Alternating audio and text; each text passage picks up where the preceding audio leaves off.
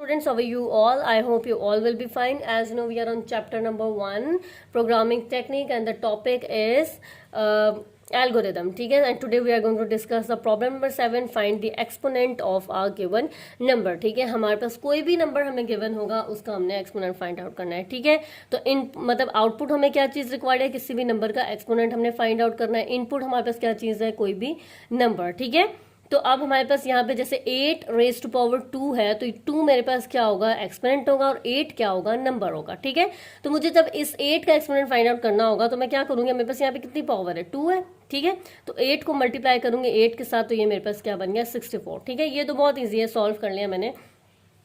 लेकिन जब आप एक कंप्यूटर के लिए एल्गोरिदम लिखेंगे, ठीक है, तो आपको कुछ सर्टन स्टेप्स जो है वो राइट करना पड़ेंगे. ठीक है, कि कैसे जो है हमारे पास एक जर्नल सोल्यूशन है, वो जो एक जर्नल प्रॉब्लम है वो कैसे सोल्यूशन डेवलप करेगा. ठीक है, और हमें ऐसा एल्गोरिदम लिखना होगा जिसकी हेल्प से आप कंप्यूटर को कोई भी नंबर दें, वो आपको उसका एक्सपोनेंट फाइंड आउट करके दे दे. ठीक है, तो इस जो है इस प्रोग्राम में ये जो हमारे पास प्रॉब्लम है, इसमें हम यही देखेंगे कि अगर हमें कंप्यूटर के लिए एल्गोरिदम लिखना हो तो हम जो है वो कैसे लिखेंगे. ठीक है, planning the solution, input a number and it's exponent. जैसे मेरे पास 4 नंबर है, यूजर ने 4 नंबर एंटर किया है. ठीक है, और उसका एक्सपोनेंट 3 है. ठीक है, तो हमें 4 का जो है वो एक्सपोनेंट फाइंड आउट करना होगा. ठीक है, तो रिक्वायर्ड आउटपुट क्या है, exponent of a given number.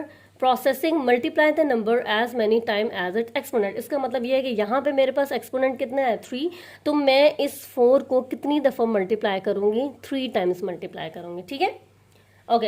Algorithm क्या है, स्टेप नंबर 1 स्टार्ट. हमेशा जब भी आप एल्गोरिदम लिखेंगे, आपका स्टेप नंबर 1 हमेशा स्टार्ट का नंबर होना चाहिए. ठीक है, स्टार्ट होना चाहिए. अब स्टार्ट में हम कुछ नंबर जो है वो लेट कर देंगे. लेट द नंबर के लिए उन्होंने वेरिएबल बना दिया n, और n को हमने वैल्यू असाइन कर दी 8, और एंड इट्स एक्सपोनेंट का वेरिएबल हमने बना दिया e, और इस वेरिएबल को वैल्यू असाइन कर दी हमने 5. मतलब ये कि हमारे पास नंबर 8 है और उसकी पावर क्या है, 5. इसका मतलब हम 8 को कितनी टाइम मल्टीप्लाई करेंगे, 5 टाइम्स. ठीक है, स्टेप नंबर 2 है initialize product p and k is k to 1. अब जो p है ना, that is use to store the answer. ठीक है, और k हमारे पास क्या है, नंबर ऑफ मल्टीप्लिकेशन काउंट, मतलब हमें नंबर ऑफ मल्टीप्लिकेशन काउंट कर रहे हैं इसमें. ठीक है, इस k में. ठीक है, तो ये चीज मैं आपको समझाती हूँ. यहाँ पे हम इसको ना रेफर कर लेते हैं. ठीक है, अब हमने क्या था स्टेप नंबर 2 में कि हमने जो है दो जो है नंबर्स लिए हैं. ठीक है, और मतलब एक p के नाम से और k के नाम से. ठीक है, p और k हमारे पास क्या वेरिएबल हैं. ठीक है, और इनमें हमने वैल्यू इनिशियलाइज करवा दिया 1 1. ठीक है, तो जब भी ये प्रोग्राम मतलब स्टार्ट होगा तो सबसे पहले उसके अंदर वैल्यू इनिशियलाइज हो जाएगी, p की 1 हो जाएगी और k की वैल्यू 1 हो जाएगी. अब ये k क्या चीज़ है, देखिए मेरे पास यहाँ पे जो हमने फाइंड आउट करना है 8 रेज टू पावर 5. ठीक है, तो इस नंबर को भी आपने नहीं देखना, आप इसको देखें. ठीक है, इस पावर को. तो अगर मैं इसको काउंट करूं, ठीक है, 1 2 3 4 5. ठीक है, तो इससे पहले की जितनी भी वैल्यूज होंगी वो इसी कैटेगरी के अंदर, इसी कंडीशन के अंदर लाई कर रही हैं वो. ठीक है, हमने उससे कंडीशन दे दी ना, एक कंडीशन के अंदर हमने लाई कर दी. अब इसको हमने क्या बोल दिया, सपोज कर दिया के.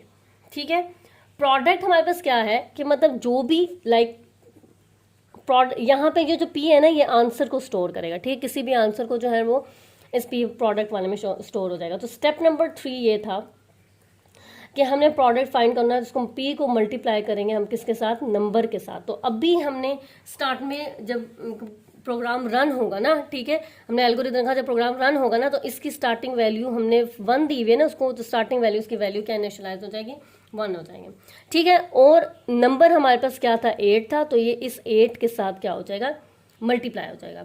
तो 8 को जब आप मल्टीप्लाई करते हैं 1 के साथ, या 1 को मल्टीप्लाई करेंगे 8 के साथ, तो आपके पास इस प्रोडक्ट में इस वाले p में क्या आंसर स्टोर हो जाएगा, 8. ठीक है, अब स्टेप नंबर 3 है, जब हमने वैल्यू इनिशियलाइज करवा दी, वैल्यू जो है वो मल्टीप्लाई भी हो गई है. ठीक है, तो अब अभी हमारे पास जो प्रोडक्ट है उसमें कौन सी स्टार्टिंग वैल्यू पड़ी हुई है, 8 पड़ी हुई है. ठीक है, स्टेप नंबर 3 है इंक्रीमेंटेड k बाय 1. अगर हम यहाँ पे देखें तो हमारे पास k की वैल्यू 1 2 3 4 और 5 थी, ये वैल्यू थी. ठीक है, अब यहाँ पे स्टार्टिंग वैल्यू k की क्या थी, 1 थी, तो ऑलरेडी हमने यहाँ पे इसको 1 से इनिशियलाइज करवा दिया था. ठीक है, तो अब हमारे पास के में जब ये दोबारा इंक्रीमेंट होगा तो प्रोडक्ट में हमारी पास वैल्यू अपडेटेड वैल्यू आ जाएगी। अपडेटेड वैल्यू हमारे पास प्रोडक्ट में क्या है, 8 पड़ी हुई है, और इस के में हमारे पास कौन सी वैल्यू होगी, इंक्रीमेंट हुआ है ना, के इज इक्वल टू के प्लस 1, जो कि हमारे पास के स्टेप नंबर 4 था। ठीक है,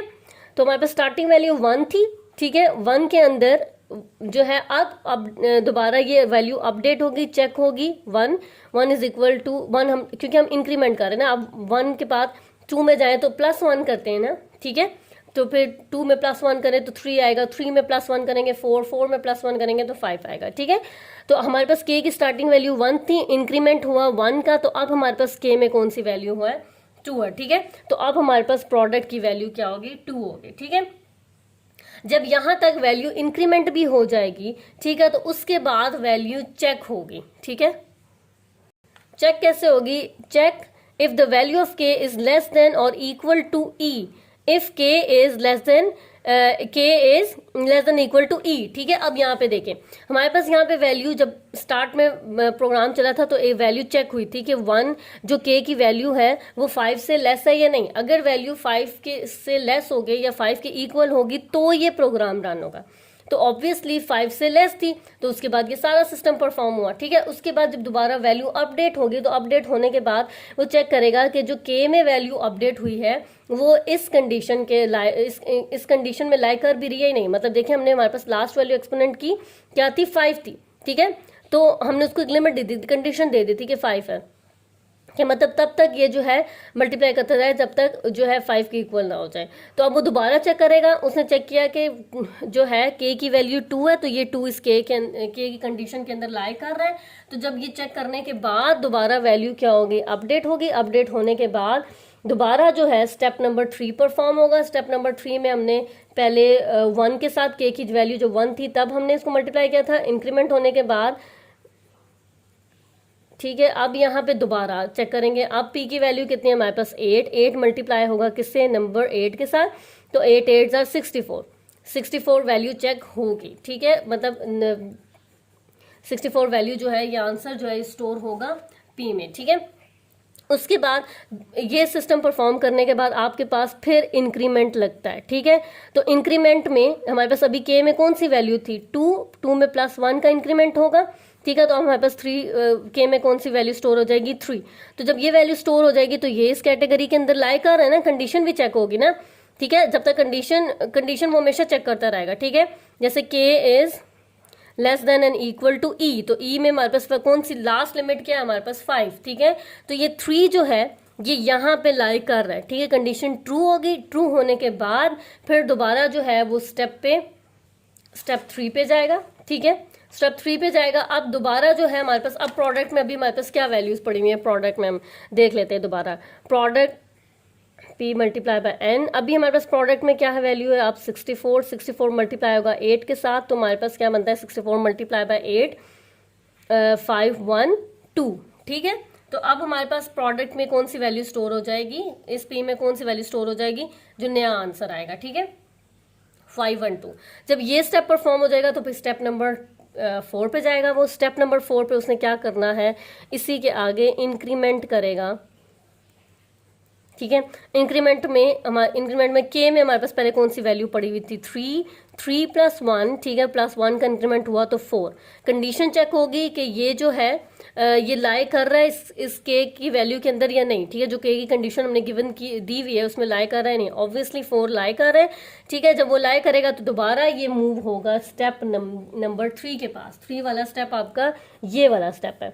ठीक है, जब ये कंडीशन ट्रू हो जाएगी तो फिर हमारे पास वैल्यू दोबारा जो है वो P is equal to P multiply by N होगी।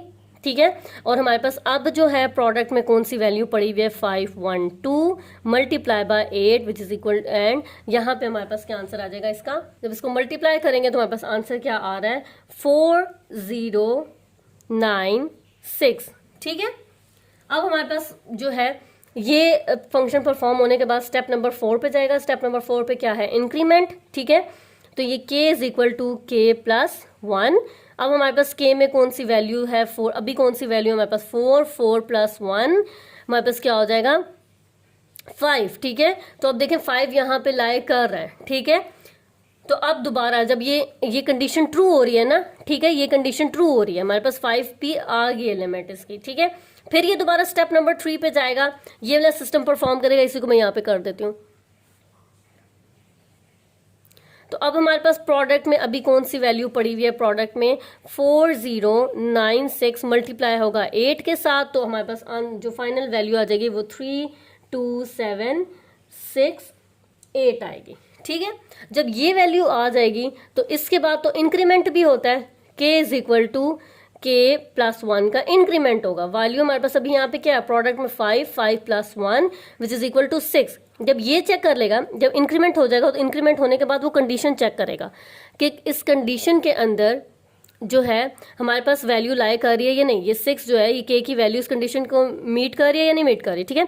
तो हमारे पास k में हमारे पास एक्सपोनेंट की लास्ट लिमिट क्या थी, 5 थी, ठीक है, कि वैल्यू हमारे पास लेस देन या इक्वल टू 5 होनी चाहिए, लेकिन यहाँ पे तो 6 आ गया ना, तो इसके बाद प्रोग्राम जो है वो टर्मिनेट हो जाएगा, एंड हो जाएगा। क्यों? क्योंकि कंडीशन यहाँ पे आके कंडीशन फॉल्स हो जाती है, ठीक है। यहाँ पे जो आपने लास्ट टाइम प्रोसेस जितना भी किया है, ये सारे प्रोसेसेस जो है ट्रू हैं, ठीक है। तो ये बेस करेगा, ये सारा जो प्रोसेस है ये बेस कर रहा है इस एक्सपोनेंट पे, ठीक है। इस एक्सपोनेंट को हमने के अज्यूम किया था ना। इसके बाद हमारे पास एंड पे स्टेप नंबर 6 आ जाएगा, आउटपुट p, ठीक है। तो हमने ये वाले सिस्टम्स में, ये वाले जो स्टेप्स से मैंने आपको 5 जो है नंबर कंडीशन तक के जो 5 एक्सपोनेंट है इधर तक के मैंने आपको परफॉर्म करके दे दिए थे, ठीक है।